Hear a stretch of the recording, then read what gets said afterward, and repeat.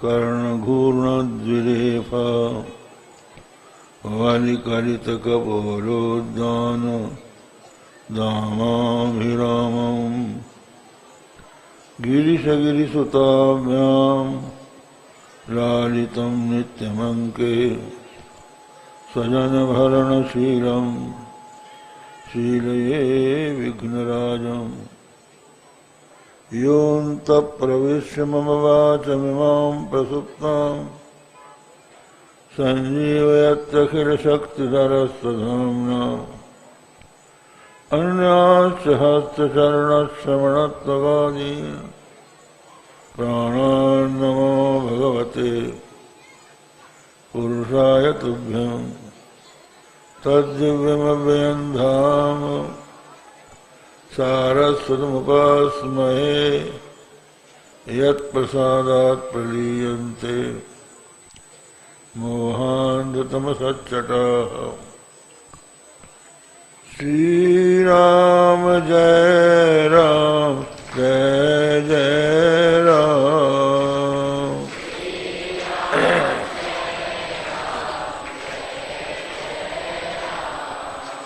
श्रीराम जय राम जय जय राम।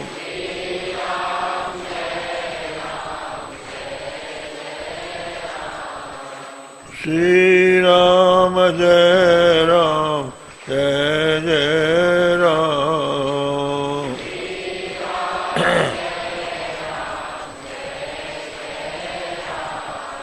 श्रीराम जय राम जय जय राम।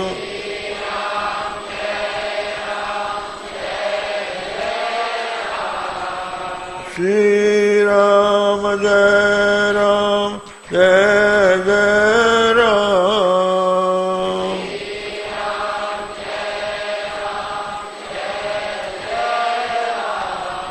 श्रीराम जय राम जय जय राम।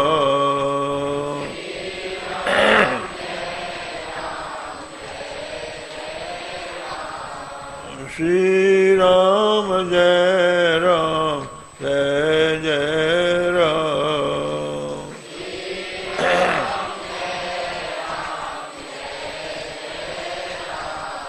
धर्म की अधर्म का प्राणियों में विश्व का गो माता की गो हत्या हर हर महादेव।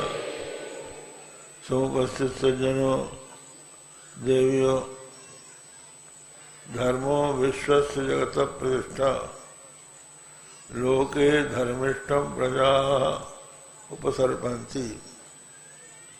ये वेद वचन है कि समस्त विश्व की प्रतिष्ठा मर्यादा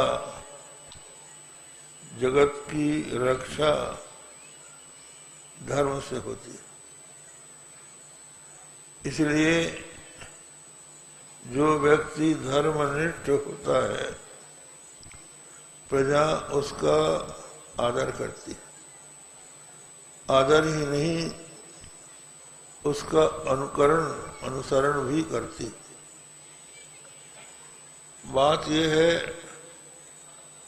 कि मानव जीवन में 4 पुरुषार्थ हैं: अर्थ, धर्म, काम और मोक्ष। अर्थ कहते हैं धन को। धन भी एक पुरुषार्थ है, क्योंकि हमें भोजन चाहिए, रहने के लिए मकान चाहिए, तन ढांकने के लिए कपड़ा चाहिए, और ये अर्थ से मिलता है। इसलिए लोग अर्थ को पुरुषार्थ मानते हैं। और दूसरा है काम।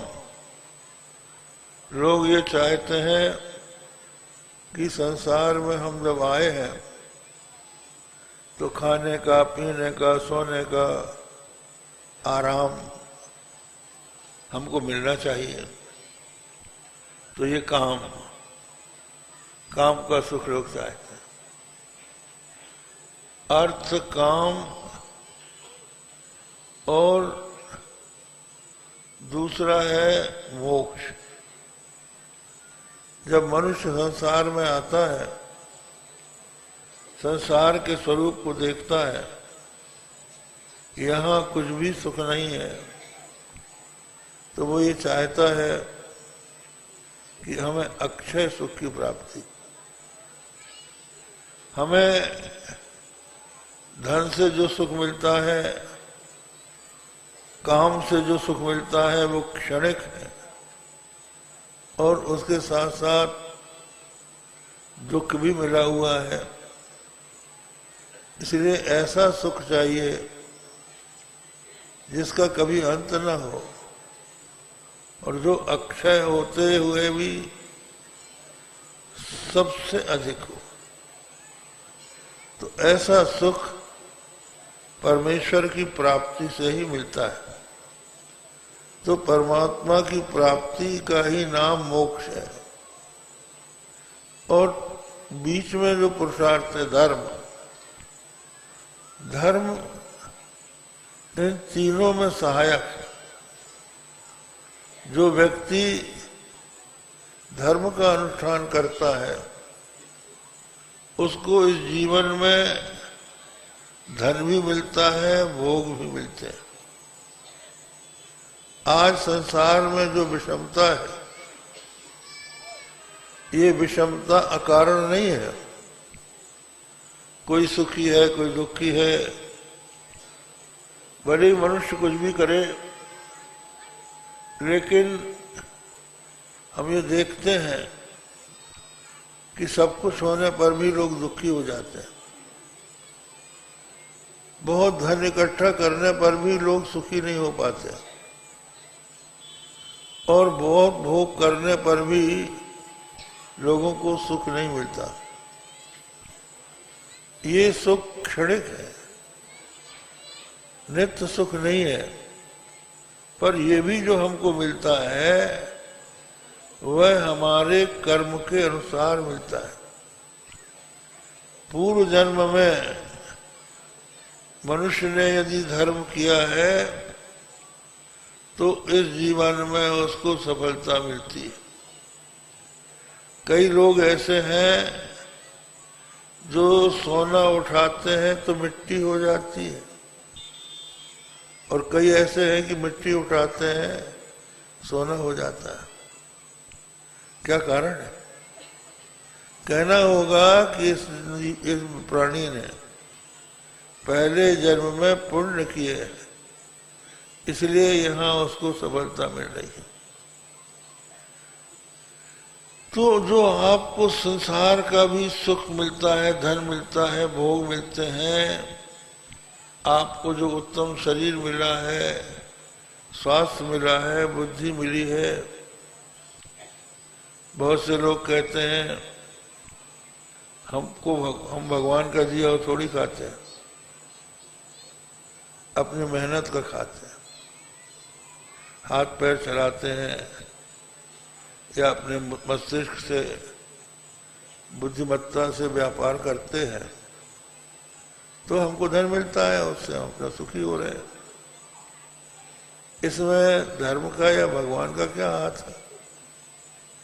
लेकिन आप ये समझिए कि अगर आपके हाथ में ताकत न होती, आपके हाथ में लकवा लगा होता और मस्तिष्क आपका विकृत होता, तो क्या कमा लेते आप? तो ये जो स्वस्थ शरीर है, आपके जो हाथ और पैर है, इनकी स्वस्थता किसकी दी हुई है? आपका जो मस्तिष्क काम कर रहा है, वो किसका दिया हुआ है? किसकी कारीगरी है? वो कहना होगा ये ईश्वर की। लेकिन ईश्वर की अकेले हम अगर मान लें, तो सबके साथ ईश्वर एक सा क्यों नहीं करता? कोई सुखी है, कोई दुखी है, कोई पागल है, कोई बुद्धिमान है, कोई मूर्ख है। ये विषमता क्यों है? तो उसका उत्तर अपने यहाँ शास्त्रों ने दिया है, कर्म प्रधान विश्व करि राखा, जो जस करे सो तस फल चाखा। जिस प्राणी ने, हम लोग ये मानते हैं कि ये संसार, ये शरीर पहली बार नहीं मिला है, इसके पहले भी हम थे। आत्मा का जन्म नहीं होता है, आत्मा शरीर धारण करती है, उसी का नाम जन्म होता है। और आत्मा की मृत्यु भी नहीं होती, शरीर की मृत्यु होती है, आत्मा तब भी रहता है। किसने देखा आत्मा को जन्म लेते हुए? किसने देखा आत्मा को मरते हुए? आप बोलेंगे हमने उसको मरते हुए देखा है। उसके शरीर को देखा है कि आत्मा को देखा है? और वो कहे कि मैंने अपने को जन्म लेते देखा है, तो तुम अगर न रहते तो जन्म होना कैसे देखते? पहले आप थे तभी न जन्म देखा। मृत्यु को भी आप देखते हैं, तो अगर आप हैं तभी तो मृत्यु को देखेंगे। अगर मर ही गए तो मृत्यु को कौन देखेगा? आत्मा अजर अमर है। उस आत्मा के द्वारा पहले जन्म में जैसे कर्म किए गए हैं, उसके अनुसार इस जन्म में उसका फल मिलता है। और कभी कभी ऐसा भी होता है कि इस जीवन में आप को बहुत बड़ा दुख होने वाला है, पर यदि आप धर्म का आचरण करते हैं तो वो कांटे का सूली का कांटा हो जाता है। धर्म थोड़ा सा बचा लेता है। एक कोई जमींदार थे, उनके 2 लड़के थे और उनके गांव से थोड़ी दूर पर एक शहर था। तो उनके 2 लड़कों में से एक धर्मात्मा था और दूसरा नटखट था। तो उस शहर में जो उनके गांव के पास में था, एक महात्मा आए। तो वो बड़ा लड़का महात्मा के सत्संग में कथा सुनने जाने लगा और दूसरा एक नर्तकी आई थी, उसका नाच देखने जाने लगा। अब दोनों अलग अलग। पिता धार्मिक था, वो चाहता था कि बेटा धर्म के अनुसार चले, लेकिन वो धर्म की हंसी उड़ाता था, भगवान को भी नहीं मानता था। और एक दिन बड़ी हद हो गई कि बड़ा भाई लौट के आ रहा था, उसके पैर में कील गड़ गई, लोहे की कील गड़ गई, पैर में आर पार घुस गई, चलना बंद हो गया। लोग उसको टांग के लाए और बड़ा उपचार किया जाने लगा। और वो आ रहा था, उसके पैर में ठोकर लगी तो उसने नीचे देखा एक सोने की ईंट थी, तो उसको सोने की ईंट मिल गई, वो लेके आया। अब दोनों जब आए तो उसने बड़े छोटे लड़के ने देखा, बड़े भाई साहब के पैर से तो खून निकल रहा है। वैद्य डॉक्टर उपचार कर रहे हैं, अरे क्या रखा धर्म में, बड़े धर्मात्मा बनते हैं, भगवान ने कब बचा लिया तुमको। और देखो हम तो ये सब मानते नहीं है, हमारे पैर में ठोकर लगी और हमको सोने की ईंट और मिल गई। धर्म कोई चीज नहीं है। पिता को बड़ा दुख हुआ कि हाय हमारी संतान ऐसी धार्मिक हो रही है। तो एक बहुत बड़े ज्योतिषी आए, उनसे उन्होंने पूछा कि महाराज ये कैसे हो गया? तो उन्होंने दोनों की जन्मपत्ति देखी और देख के बताया कि जिस दिन तुम्हारे पुत्र को कांटा गड़ा उस दिन इसको सूली होने थी, तो सूली पे इसको चढ़ना था, ऐसा योग था। वो कांटा बन के रह गया क्योंकि ये सत्संग में जाता था और इसको राज्य मिलने वाला था, लेकिन इसने पाप किए इसलिए राज्य की जगह सोने की ईंट मिल के रह गई। इसलिए अगर आपके सामने दुख आता है तो उस दुख को हल्का करने के लिए धर्म करना चाहिए और पाप से बचना चाहिए। यहां तक लिखा है कि त्रिभिर वर्षई त्रिभिर मासई त्रिभिर प्रक्षई त्रिभिर दिनई अत्युत्कट पुण्य पापा नाम यही विफलम अशुते। अति उत्कट पुण्य पाप यदि किए जाएं तो पूर्व जन्म की अपेक्षा इसी जन्म में उसका फल मिल जाता है। 3 साल में, 3 महीने में, 3 पक्ष में और 3 दिन में उसका फल मिल जाता है। इसलिए पाप से बचना चाहिए और धर्म का आचरण करना चाहिए। धर्म क्या वस्तु है? यतो अभ्युदय निश्चय सिद्धि सधर्म, जिससे हमारा लोक परलोक में अभ्युदय हो और निश्रेयस माने मोक्ष हो, उसको धर्म कहते हैं। हमारे साथ मरने के बाद यहां से कुछ भी नहीं जाने वाला है। धनानि भूमौ पशवस्त गोष्ठे नारी गृहद्वारी जना श्मशाने देहस्थितायाम परलोक मार्गे धर्मानुगो गच्छति जीव एका। धन जितना भी है वो रह जाएगा यहीं, बैंक का बैंक में रह जाएगा, जमीन में गड़ाओगे तो जमीन में रह जाएगा, तिजोरी में रखा तो तिजोरी में रह जाएगा, लॉकर में रखा है तो लॉकर में रह जाएगा, और पशु गोष्ठ में रह जाएंगे। स्त्री घर के दरवाजे तक पहुंचाकर लौट जाएगी, शरीर सजन बंधु बांधव स्मशान तक जाएंगे, शरीर चिता तक जाएगा। उसके आगे जो यात्रा होगी उस समय आपके साथ केवल आपका धर्म जाएगा। इसलिए माना जाता है कि मनुष्य का यदि कोई सच्चा धर्म है तो सच्चा मित्र है तो वो धर्म है। इसलिए धर्म का आचरण करने से अर्थ काम और यदि निष्काम भाव से किया जाए तो उससे मोक्ष की भी सिद्धि होती है। धर्म ही मनुष्य के लिए मुख्य है। उसी धर्म के प्रचार के लिए, उसकी रक्षा के लिए भगवान का अवतार होता है। उसके ही उपदेश के लिए, लोगों को धर्म में परिनिष्ठित करने के लिए संत महात्मा आते हैं और वो लोग ज्ञान का उपदेश करके लोगों को अच्छे रास्ते में लगाते हैं। अभी स्वामी जी ने करपात्री जी महाराज के बारे में बताया। उन्होंने भी बहुत परिश्रम करके सनातन धर्म की रक्षा के लिए कार्य किया, बहुत से ग्रंथों की रचना की और श्री विद्या का प्रचार किया। श्री विद्या राजराजेश्वरी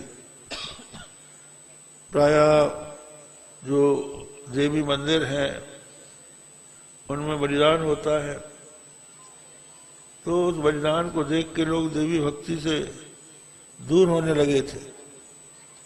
तो ये राजराजेश्वरी जो है, इनके लिए इस प्रकार के उपचारों की कोई आवश्यकता नहीं है। सात्विक उपचारों से ही राजराजेश्वरी माता भगवती की पूजा होती है। इसलिए जगदम्बा की लोग शरण में जाने में अब हिचकते नहीं हैं और उससे लोगों को बहुत लाभ हो रहा है।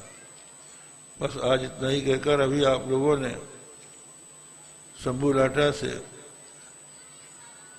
लो संभाल लो अपनी कांवड़, लुट गई मैं भागन यहाँ पर। बड़ा ही करुण और बड़ा शिक्षाप्रद यह आख्यान है। लोग आज भी भगवान शंकर की बड़ी आराधना करते हैं।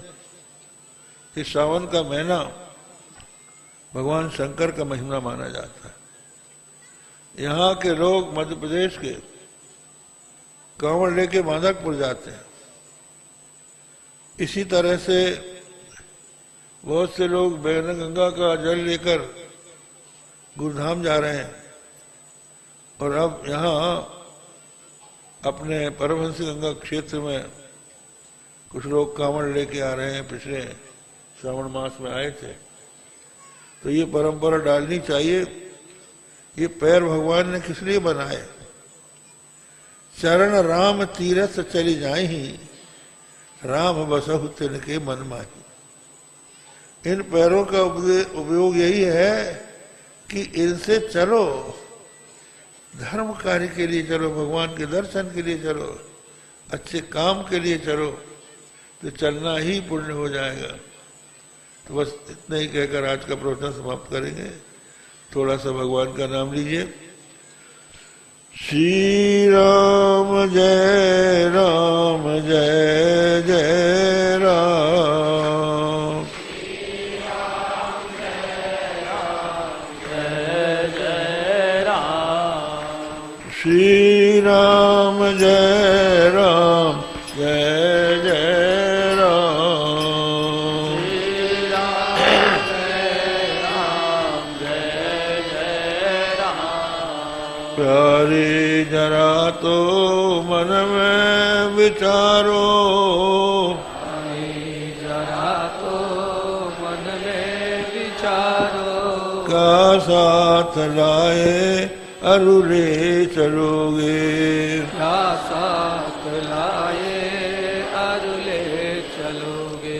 जाता सदा साथ यही पुकारो, जाता सदा साथ यही पुकारो।